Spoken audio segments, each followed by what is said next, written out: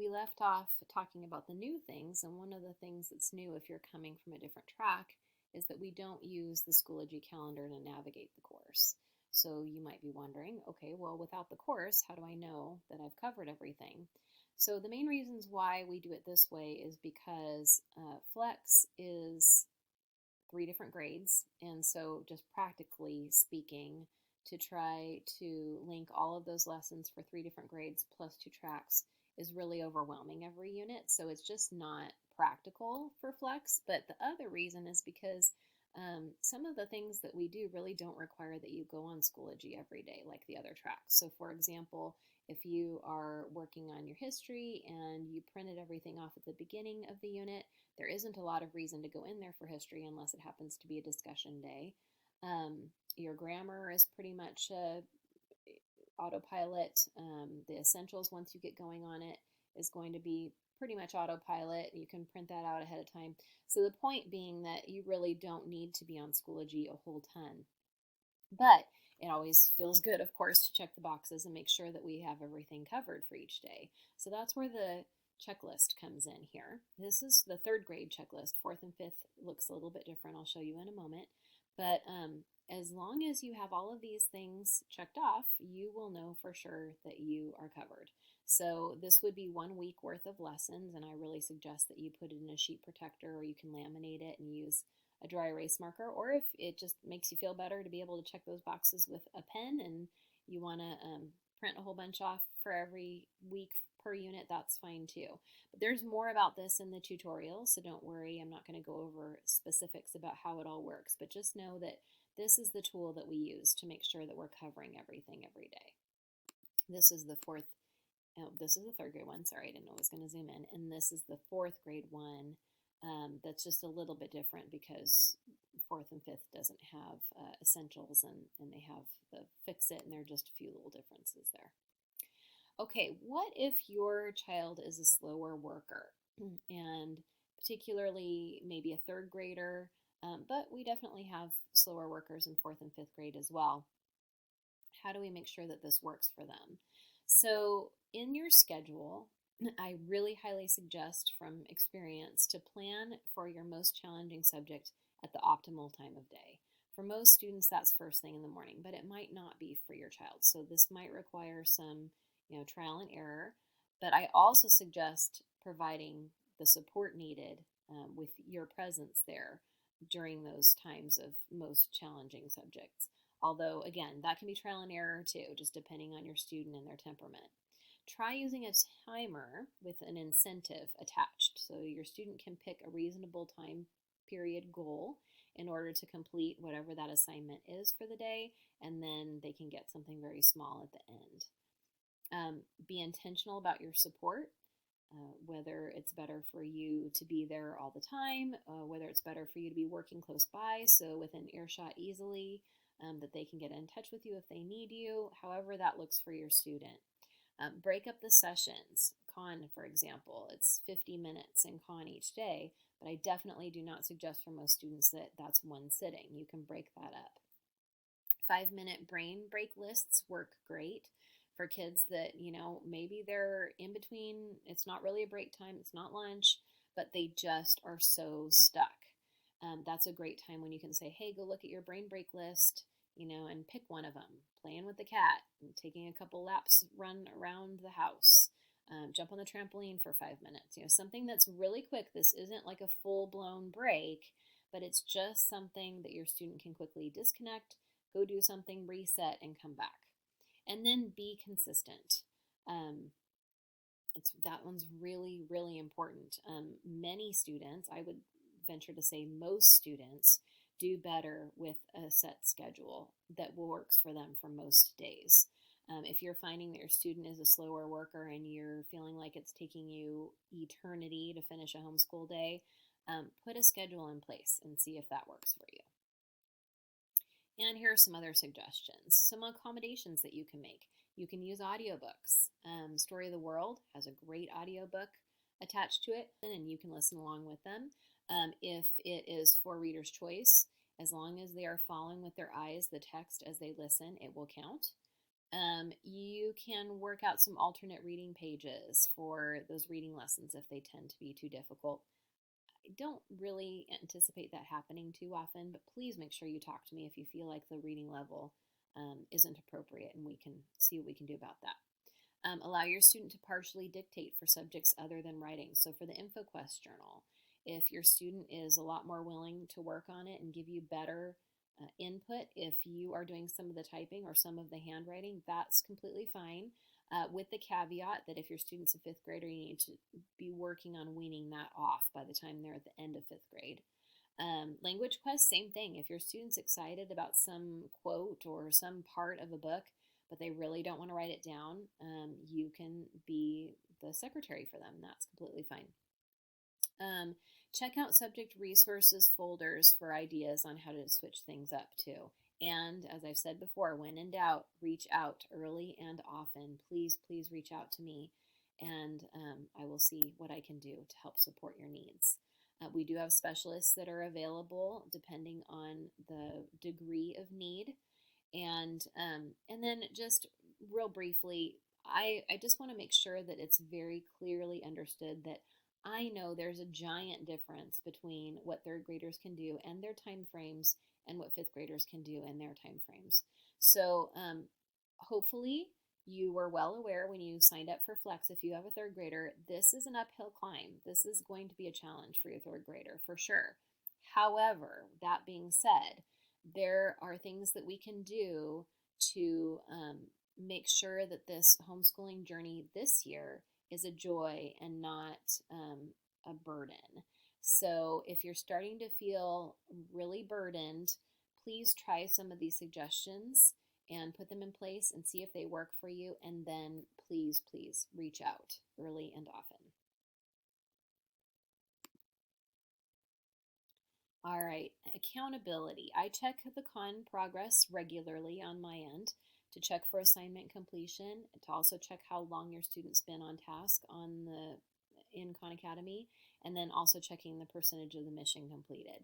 Now, the percentage of the mission is going to be a little bit of an experiment this year because we haven't done the assignments in the past. I'm also really relying heavily on my team teacher, Mrs. Lewis, who teaches the upper grade Flex, because she did those assignments last year. But just know that I do check on that, and I'll be checking in with you periodically just to make sure we're on the same page with what's happening there. Weekly homeschool checkup submissions tell me that your student is on track with the history and the Reader's Choice Challenge. So please make sure that you are submitting those weekly. And I will follow up on those if I'm not getting those turned in regularly. And then for conferences, you're going to sign up for your conference in our Schoology course. You're going to, for the most part, have the same day and time for every conference throughout the year during that conference week. And so please think about when your student could be available to attend, because there are going to be certain units that are student-led conferences. So please make sure that your student can come with you. And then there is a script for that student-led conference that's in the conference folder online for those units that it's required to bring your student. And I collect samples unless the student is absent in my class, so you don't really have to worry about collecting samples.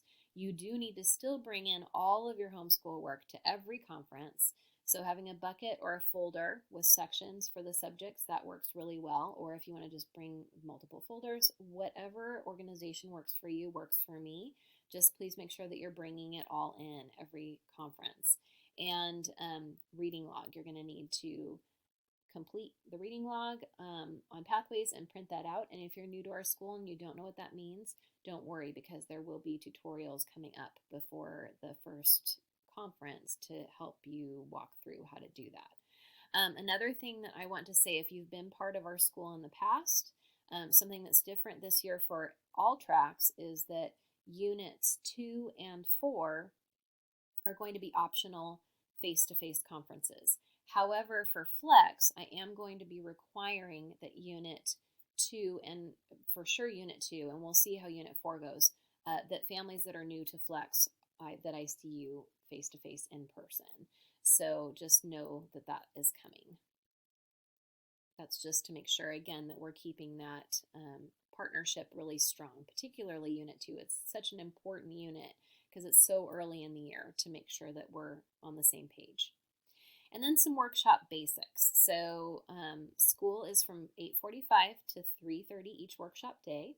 Our morning begins in the gym at 8:45, and your student earns Flex Bucks every day that he or she walks up the stairs with me from the gym.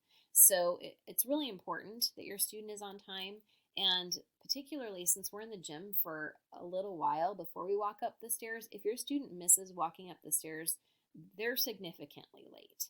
So please make sure that you're getting to the gym on time. Even 8:50 fine, 9 o'clock too late. So please work on that. It's really important. We make the most out of every minute that we're in workshop. Flex happens in the morning, and then the electives happen in the afternoon. If you have an older student and you're new to our school, it's flip-flopped for grades 6 through 8. They have electives in the morning and then their core class in the afternoon. And then I send out weekly updates on Fridays. So you'll be getting emails from me weekly, just with information about what's going on in the class and items that you need to know about. And then a little bit about our home and workshop partnership. There's a lot more to this year, and this is not just for Flex. This is for all of our tracks because of what's happening with our language arts piece. So the language arts folder is going to go back and forth from home to school.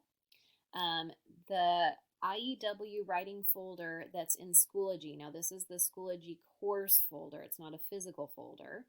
In the Schoology course, there are going to be places where I am listing our up-to-date assignments because it's going to be a trial and error going at our pace as we're setting it together.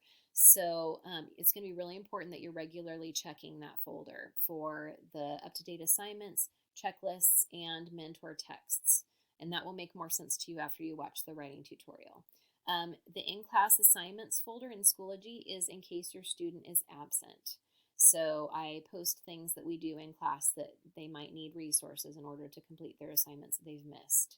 And then, as we've said before, those lessons need to be completed on time at home so that your student is ready for the exciting learning that we do in class. All right, volunteering. Our school recommends and really counts on families contributing 25 plus hours per family per year.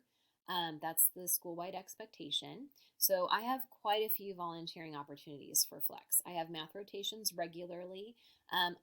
I have a little bit that might be shifting this year with my specialists, so it may or may not actually happen Wednesday and Friday. I will be letting you know, but definitely that time frame, 9 to 10:15, and there's a sign up in the Schoology course.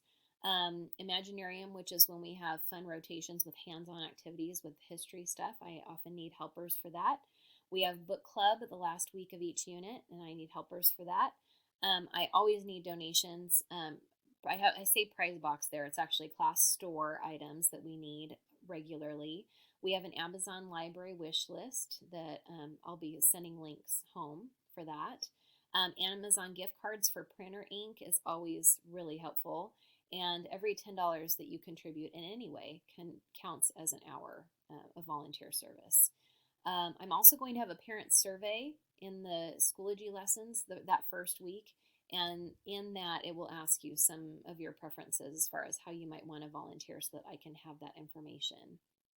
And then there is a volunteer sign up in the FlexTrack Needs to Know folder that's always there. Okay, and then our class library and Club 40. Students can check out 2 books at a time in class. We have shared reading opportunities in class. There are 6 book club picks, 1 per unit, and we discuss those books at Club 40. Those books can be read at any time before week 6 of the unit. And if your student has already read it, like for example, if they already read Charlotte's Web and that's the book club pick for the unit, your student can either choose to read it again or just refresh their memory before they come to book club. That's fine either way. Please encourage your student to write a couple of quotes or ideas in their language quest journal to share at book club, and that they'll get Flex Bucks for that. And volunteers are always welcome at our Club 40.